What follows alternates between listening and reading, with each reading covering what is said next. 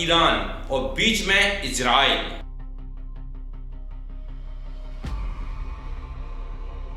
ऐसा क्या चल रहा है कि तीनों के बीच आग भड़क चुकी है और पूरा मिडल ईस्ट इसकी चपेट में आ गया है।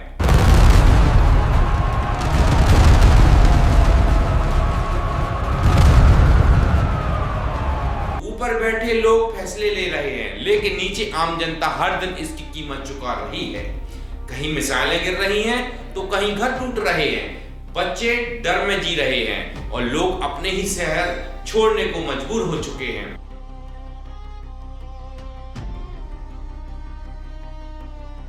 अली खेमनेई जैसे नेता दशकों तक देश की दशा तय करते रहे हैं, लेकिन आज सवाल यह है कि ये टकराव आखिर किस लिए है? ताकत दिखाने के लिए, ईगो के लिए, या उस खेल के लिए जिसमें जीत किसी की नहीं होती? एक आवाज जैसे बार बार गूंजती है, लड़ना है तो लड़ लो, लेकिन अपनी जनता का भी तो सोचो।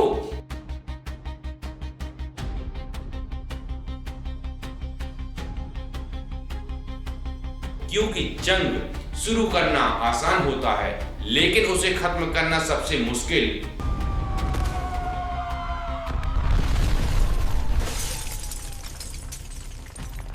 और अब जो कहानी आप सुनने वाले हो दोस्तों, वो सिर्फ एक अटैक नहीं बल्कि उस खेल की सच्चाई है जिसमें चालें महीनों पहले चली जाती हैं और अंजाम सिर्फ 7 सेकंड में सामने आता है।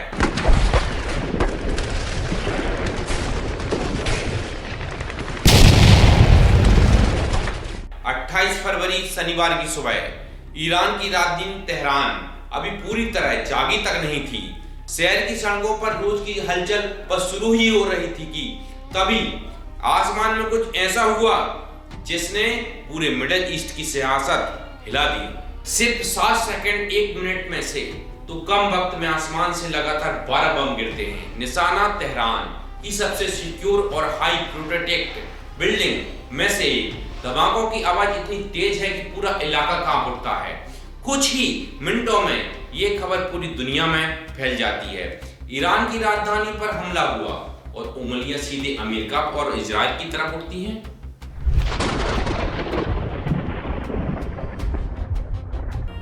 लेकिन असली कहानी यहीं से शुरू होती है। किसी को ये नहीं पता था कि अंदर कौन था, किसे टारगेट किया गया और हमले में आखिर मारा कौन गया।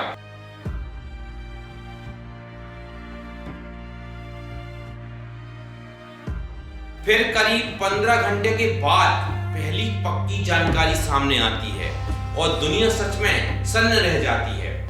बताया जाता है कि इस हमले में ईरान के सर्वोच्च नेता अयतुल्लाह अली खामनेई की मौत हो गई है।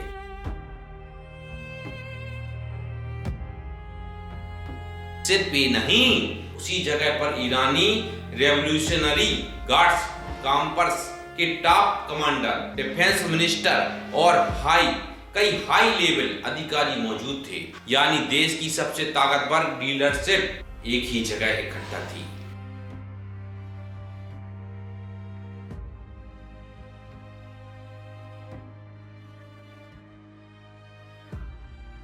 कुछ एक्सपर्ट कहते हैं कि अगर उस दिन 40 बड़े अधिकारी एक साथ मौजूद ना होते तो शायद ये ऑपरेशन मंजूर ही नहीं होता।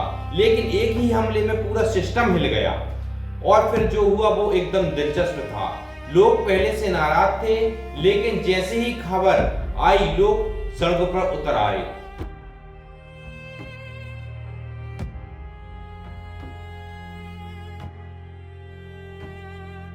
अब हालात अभी भी तनावपूर्ण हैं, जवाबी हमले जारी हैं, तेल के दाम बढ़ रहे हैं और सवाल अब भी वही है, क्या एक नई शुरुआत है या आने वाला वक्त और बड़ा टकराव लेकर आएगा?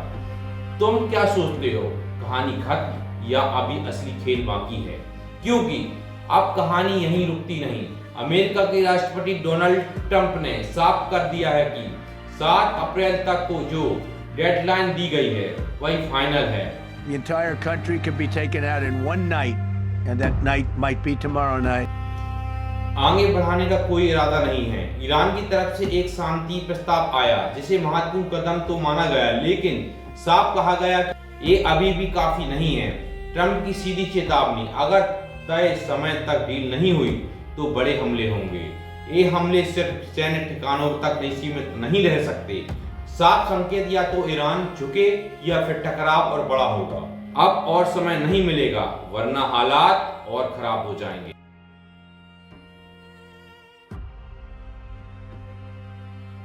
अब असली सवाल तुमसे, क्या ये सिर्फ दबाव बनाने की चाल है या सच में दुनिया एक और बड़े युद्ध के दरवाजे पर खड़ी है? अमेरिका और ईरान के बीच सीज फायर 14 दिन का हुआ है या इसके बाद कुछ बड़ा होने वाला है? एक बड़ी लड़ाई लड़ने वाली है, एक बड़ा विस्फोटक होने वाला है जो दुनिया को खामियाजा भुगतने वाला है। 14 दिन का सीज फायर, इसके बाद की घटना सेकेंड पार्ट में लाऊंगा। सच्ची घटना, सच्ची बातें और सच्ची कहानी के जरिए और सच्ची सूचनाएं आप तक लाता रहूंगा। जय हिंद, जय भारत। चैनल को सब्सक्राइब कीजिए, लाइक कीजिए और कमेंट में अपने उत्तर जरूर दीजिए दोस्तों।